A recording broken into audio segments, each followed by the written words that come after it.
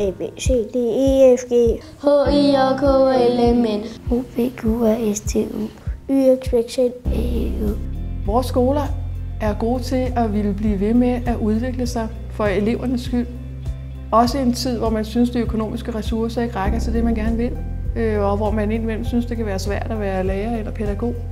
Så er man god til at holde fokus på eleverne, god til at ville udvikle sig, god til at tage imod nye muligheder for samarbejde, så eleverne kan få glæde af deres hverdag i skolen. En god skole, det er, hvis der ikke er nogen, der er sure og lærer og børn, og man bare har det godt med hinanden, og man kan lære en masse ting. Vi har 4 indsatsområder. Sunde børn, inklusion, forældresamarbejde og faglighed. Det er de mål, vi gerne vil have, skolerne arbejder videre med, og det er også det, der er beskrevet i vores nye skolepolitik. Faglighed er, når vi lærer noget fakta, noget, der er rigtigt. Når vi sådan, ikke bare historie og sådan noget, men når vi lærer dansk og noget konkret, altså sådan noget, der er rigtigt. Det, der gør en forælder glad, det er, når ens barn kommer hjem og fortæller en noget, som de har lært i skolen, og som man ikke vidste på forhånd. Faglighed er noget fagligt. En bog, det kan være science fiction, det kan være alle mulige genrer, men faglighed, det skal være noget, der står rigtigt. Faglighed er mange forskellige ting, men primært er det jo de kompetencer og de færdigheder, de kundskaber, vi prøver at berige eleverne med. Det vigtigste, det er jo nok at lære at skrive og læse, tror jeg nok, ikke? Men selvfølgelig også at få et godt fællesskab heroppe. Det vigtigste for skolerne, det er jo grundlæggende at skabe nogle livsduelige børn og unge, som når de kommer videre i livet, har et godt og stærkt fundament. Jeg har fået mange sociale kompetencer med og er blevet meget bedre fagligt, og min lærer har hjulpet mig godt på vej til at komme videre. Der er lidt 2 sider i det her med at være lærer. Der er selvfølgelig noget med, at man selv er utrolig interesseret i personlig udvikling og menneskelig udvikling, og det med at være en aktiv del af et samfund og en gruppe og have med mennesker at gøre i det hele taget.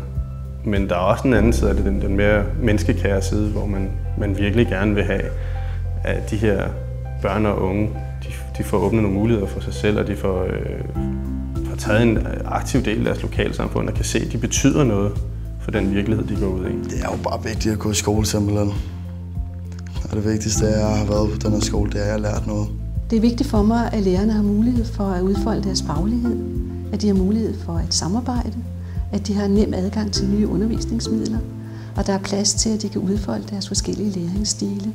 For mig er det meget vigtigt, så jeg ikke virker som en dumpap, når jeg snakker, og jeg kan få mig en ordentlig uddannelse og få mig et liv. Vi kan alle sammen blive bedre, og det er ikke de svage, der kun skal blive bedre, det er alle, der skal blive bedre. Så hvis glæden ikke er med i det, der er, og humoren lidt også, så kan vi ikke være her. Det er lettere at lære, når man er glad, og når man har det godt. Fordi så er det nok også noget at gøre med, hvor meget man tænker på. For hvis der er mange ting inde i ens hoved, så bliver det svært også at holde styr på alle de ting, man skal lære. Det er vigtigt igen, at man møder barnet så vidt muligt vi nu kan, når man har en hel klasse, men der hvor barnet er, og kan prøve at tilrettelægge noget undervisning, der gør, at vi kan undervise alle. Og det kan være de stærke, det kan være de midtergruppen, og det kan være de svage. Men at vi prøver at få fanget det, og få i klassens rum alligevel få undervist alle, og få udfordret alle. Jeg har lært at læse, og at skrive, og lært matematik, og så har jeg også lært dansk. Skolegangen for den enkelte elev skal betyde, at man er rustet til livet.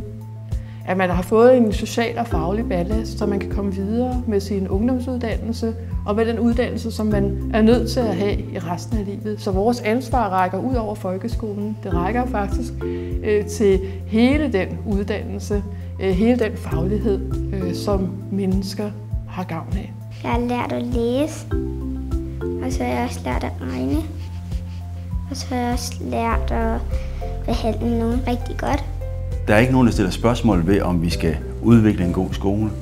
Der er ikke nogen, der stiller spørgsmål ved, om man vil bidrage. Alle tager et enormt ansvar. Altså lærerne tager et kæmpe ansvar, lederne tager et kæmpe ansvar, bestyrelsesformænd tager et kæmpe ansvar. Jeg oplever et kæmpe ansvar fra vores politikere.